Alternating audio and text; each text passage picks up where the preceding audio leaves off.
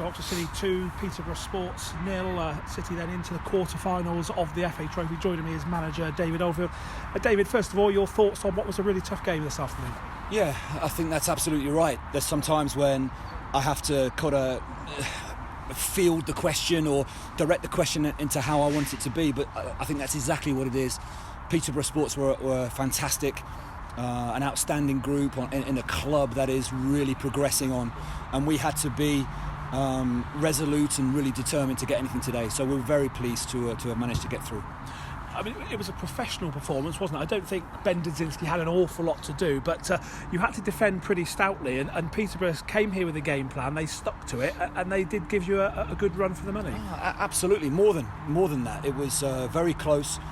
We managed to get our nose in front, and we did defend well and had periods of the game. But they're a really difficult side, full of really good characters, good people, and make it really hard. So there was no illusions from us before the game.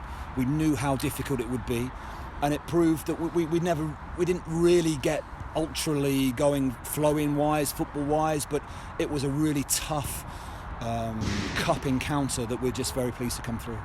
A pleasing aspect of today was the set pieces. At the start of the season, you were working on set pieces. The set piece for the first goal, Peter may be struggling to clear it, but James Roberts peeled off the last man and finished that nicely at the far post, pushing it, curling it around the keeper. Yeah, it was a great goal, super finish.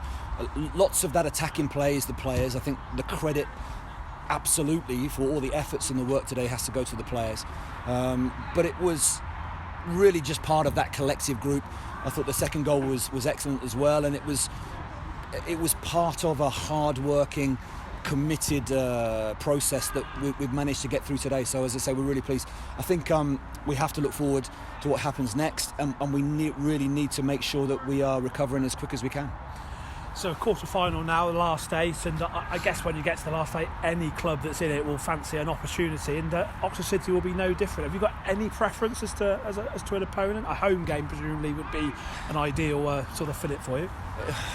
Yes, absolutely, but we haven't thought anywhere near past today, and that's absolutely honestly. I know that I'm not good enough to worry about the next game when there's a game right in front of us, and really that's all it was. I think it's really good for the club, and as I said, the players is where the credit is, and we just need to make sure that we say well done, really well done, but then we move on to the next bit.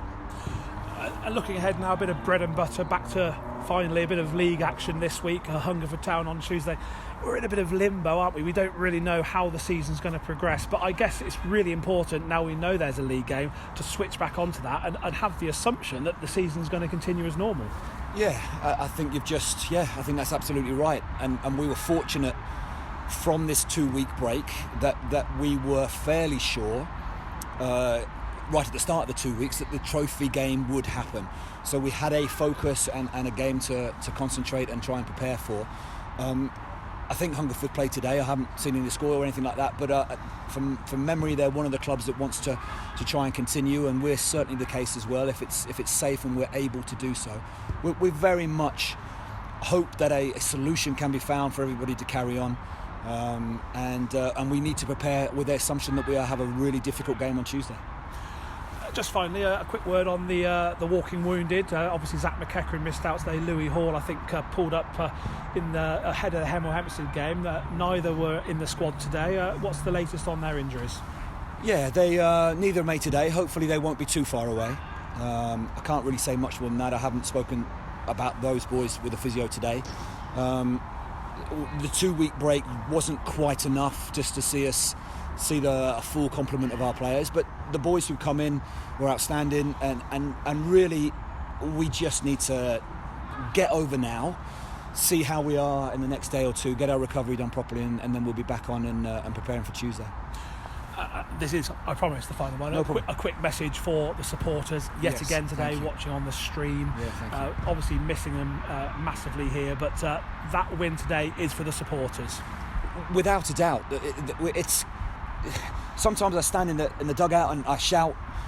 I'm quite loud sometimes, and the players can hear me, and I think often with the crowd in, you just aren't able to communicate like that, and we really miss them, and we miss that buzz and that feel and the support that they would bring us. I'm really hopeful. I haven't seen it yet, but I'm really hopeful the stream is really high quality, and that the boys can see it, and the fans, can see it, and we just hope that one day soon, whenever it is, the virus gets under control and we can be safe and we can welcome people back in. But it's great for the club to be in the next round of the trophy, and hopefully it's great for the fans as well. David, thank you very much. I'm glad you haven't seen the streams yet, because no doubt you'd have a right go. Of course, it's you boys in the streams, aren't you? So no, but I'm sure well it's done fabulous. today. Well done today. 2-0 victory in the trophy, and the trophy run goes on. Thank you very much. Thank you.